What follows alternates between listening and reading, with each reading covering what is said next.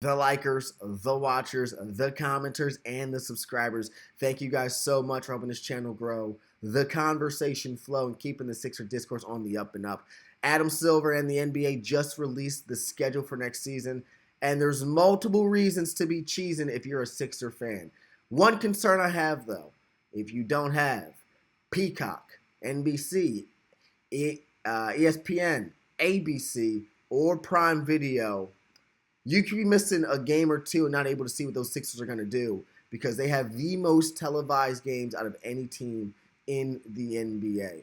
Here are your prime time players, and I call them the prime time players because they're playing a lot of their games in prime time. Those New York Knicks, NBA champions, must-see TV, a huge fan base, big dollars coming in when New York's on the television. Spurs as well. Victor Wembanyama is the new face of the NBA. Sixers, the Lakers. Surprisingly enough, no, LA, of course, is a big market, but is that team strong enough and put together well enough to even be competitive enough to earn this many national televised games? And then the top team, an MVP in Shea, an always competitive OKC. Those are your most televised teams in the NBA, and I've got something to say and cover about all of them. One thing that you've realized over this summer is that LeBron James still has the most motion in the NBA. LeBron James and his free agency decision put a complete standstill and a halt on Adam Silver's plans to release a schedule, on the NBA's ability to predict what's going to happen next season, and on franchises making free agency moves.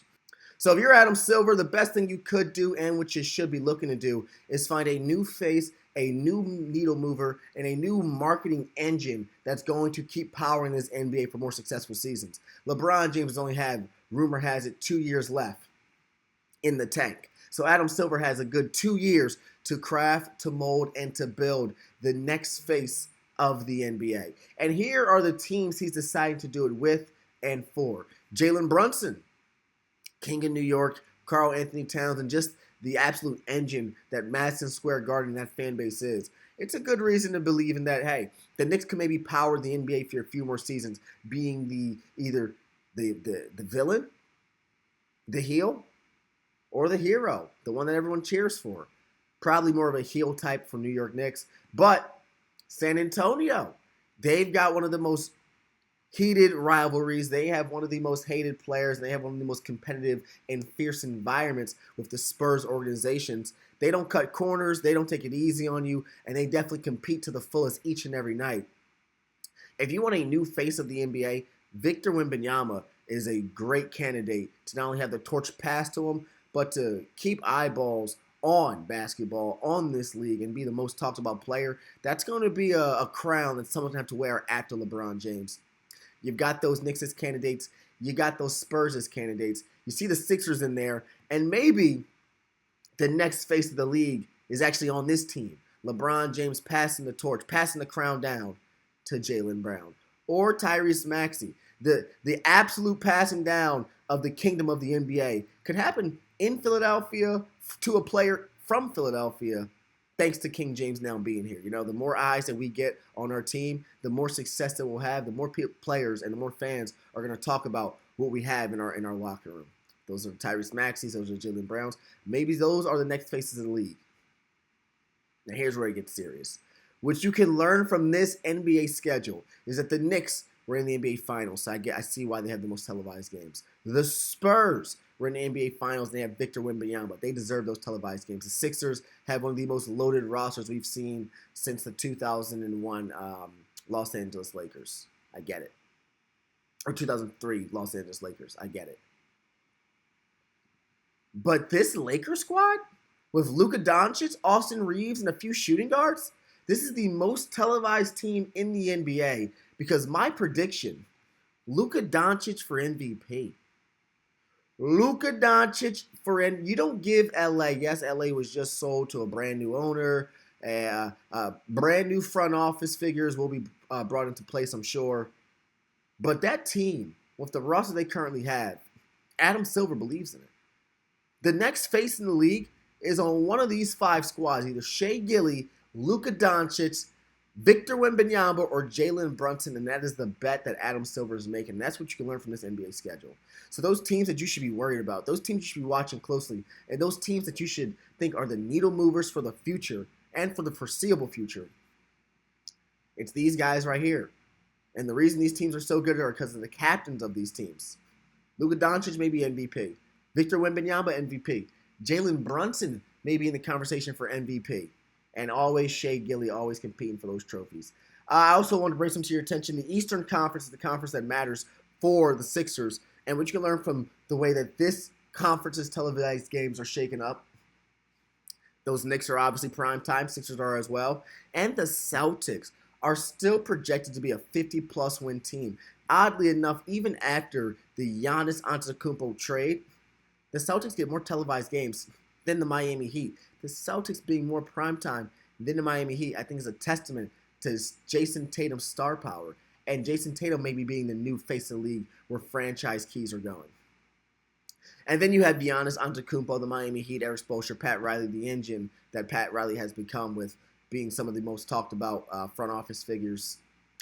And, the Pistons. Listen, something about the Pistons having this many televised games bothers me because who's watching Detroit play when they're not going to be good at the end of the day? I don't think Detroit's going to be any close to what they were last season. They were the number one seed, so that's a huge mountain to climb. It's going to be a large fall from greatness for them. They might not even make the playoffs. The way Jalen Duren is feeling, the way they'll be paying Jalen Duren, and the way this team has lost a lot of key players to their culture. Isaiah Stewart, Tobias Harris, key players to their culture. Can't see that this team's going to get any better and see any success. But just keep your eye out for it. Those are the guys that Adam Silver also wants you to watch specifically on the East. And this summer, you should be watching those Rico Hines runs. If you don't know what the Rico Hines runs are, they are the illustrious UCLA scrimmages with NBA players, college players, but mostly a lot of young stars and up-and-coming guards trying to figure out their footing in this league. The Sixers, Rico Hines' coach, the Sixers brought in some of their players, Caleb Love, LeBaron Philon, VJ Edgecombe, Dominic Barlow, and Adnan Bona, to run fives for a Sixer squad during these Rico Hines runs. We don't have any videotape. We don't have any footage of that yet. That should be released on YouTube sometime soon within the coming weeks, or within the coming days, actually, and sometime next week. But what you can learn from these Rico Hines runs is don't want people to take a lot from them. I saw that there's actually NBA analysts, nationally televised NBA analysts, covering these summer scrimmages, which has never happened before. But the moment you get LeBron James on your team, everything that happens with this team is must talk about news. So I get it. But what you can learn from these Rico Hines runs is who's a hooper, who's got that dog in them, and who can compete defensively. Those are the only things you're really looking for in the Rico Hines runs. You can't really carve out a role on your team in these Rico Hines runs. You can't necessarily get a starting role or even predict how many minutes you're going to get from these runs, but you can impress the coaches. You can have a chip on your shoulder going into camp, and you also can learn a lot of NBA schemes, NBA plays, motions, and just the type of rigorous routine and schedule and regimen you're needed to be a great NBA player. Jared McCain struggled in these Rico Hines runs his rookie season. Really bad. Jared McCain struggled to the point where they put him on the Sixer B team. There was a Sixer A squad with 5 players, and they put him on the Sixer B team and promoted some of the two-way players on a position where they got to play with the regular squad because Jared McCain needed more opportunity to be the guy, have the ball in his hands, be more dominant, and just really struggling amongst, 5 NBA players.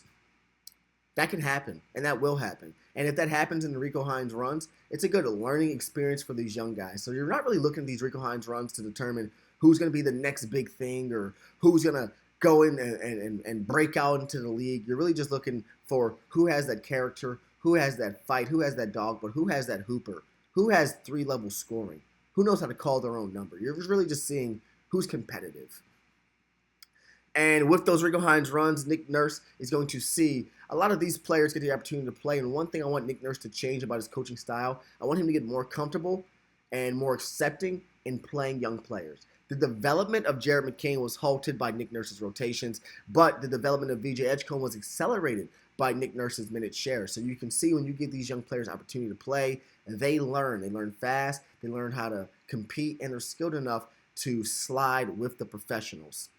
If you're able to get these guys into defensive positions to succeed, to thrive, and to survive, they can play well on the offensive end because of how much skill is being brought into this league. So I want Nick Nurse to change how he plays these young guys. LeBaron Philon should be getting a lot more minutes, a few more minutes. Dominic Barlow, you should not be giving up on him just because he was needed last season. He should and will be needed again this season. Give him more minutes.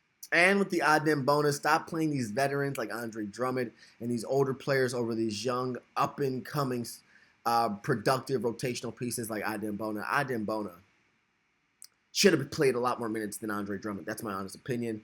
And I think the numbers back that opinion up as well. Adem Bona was stellar on the defensive end.